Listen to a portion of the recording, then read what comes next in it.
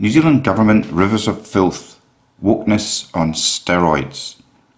Remember Michael Wood MP, a member of the failing Labour Party government, referring to the COVID-19 protesters outside of Parliament as a river of filth?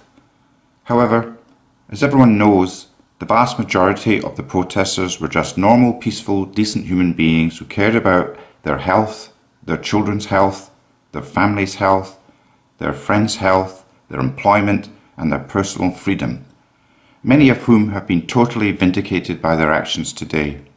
At the front of this place, there is a river of filth. There is a river of violence and menace. There is a river of anti-Semitism. There is a river of Islamophobia. There is a river of threats to people who work in this place and our staff. All of this happened, of course, during the famous self-bragging, self-praising sole source of truth Jacinda Ardern's and Comrade Hipkin's divisive COVID lockdown mandate policies, lest we forget. This may seem like ages ago, but the government's covert behaviour still matters greatly today because the real rivers of filth are much worse.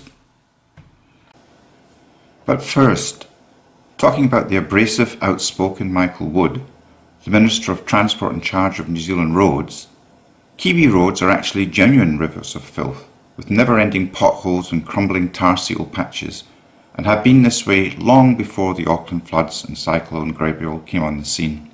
In fact, they started deteriorating as soon as Labour took power.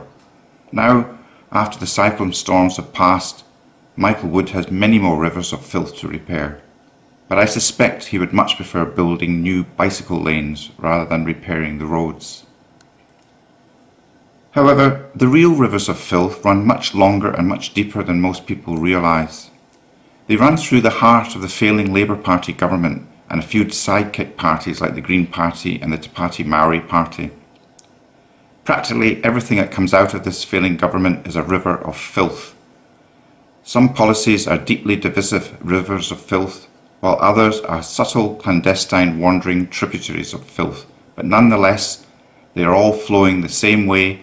They are flowing into a large cesspit of filth, a grand lake of filth, in order to create an angry, divided society. And therein lies the goal of a socialist government, to divide society. Recall Jacinda Ardern's famous comments regarding the vaccinated versus the unvaccinated. People who have been vaccinated will want to know that they're around other vaccinated people. This is going to be like, well, it's almost like, you probably don't see it like this, the two different classes of people. If you're vaccinated or if you're unvaccinated, you have all these rights. If you are vaccinated... That is what it is, so yep. Socialist governments thrive on dividing society and smashing them down to one level. They thrive in taking every cent they can off hard-working people and dishing the proceeds out to the poorer end of town and themselves, all disguised as caring and fairness. Bullshit. It's all part of feathering the nest of those in power and control. It's all part of feathering the nests of the Labour, Green and Māori socialist parties.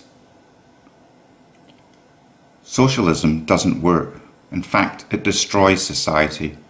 It divides society, it makes society poor, but it enhances the world of those at the top, the leaders, the controllers, the powers to be.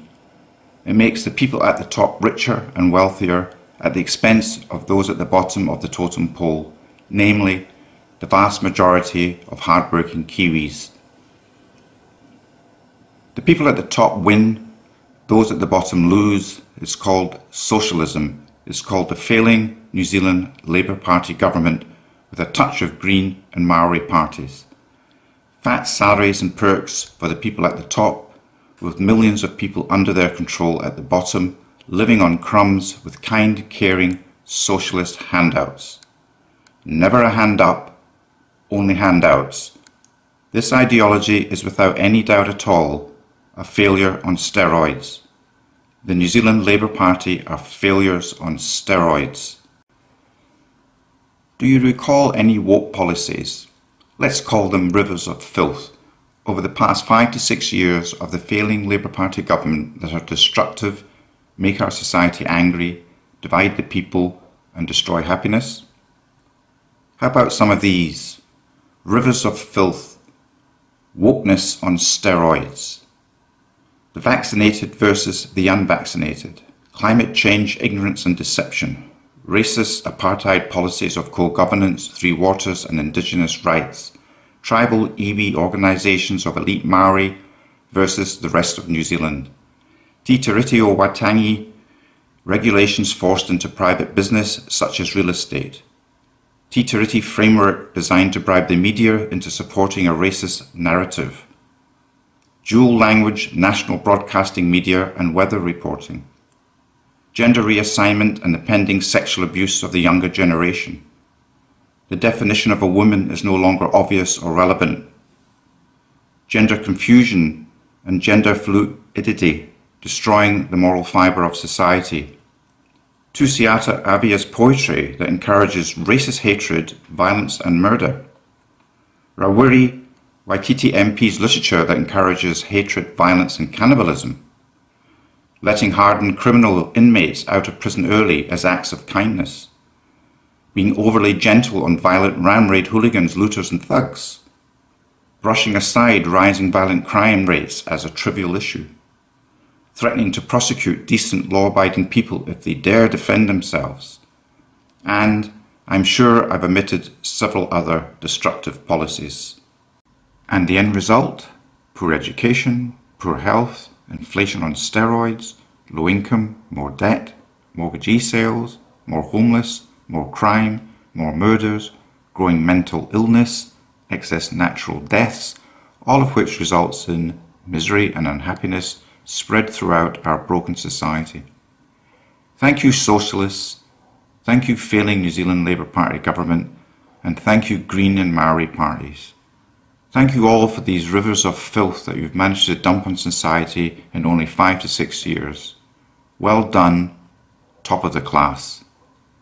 If you try and run a country based on diversity, inclusion and equity instead of qualifications, guess what happens? You go broke, you self-destruct, which is exactly what is happening to New Zealand under this circus of clowns masquerading as a government. What New Zealand needs is a happy, healthy workforce, not a woke force of politicians. At the 14 October 2023 general election, who do you want in power? Fancy some low IQ rivers of filth policies, or a government of leaders with brains, skills and ability? Be warned and make no mistake about this. If you vote for the Labour Party or the Green Party or the Te Paati Māori Party in their current form, then you are voting for the destruction of a healthy New Zealand society. Thank you for listening. WhangareiTim.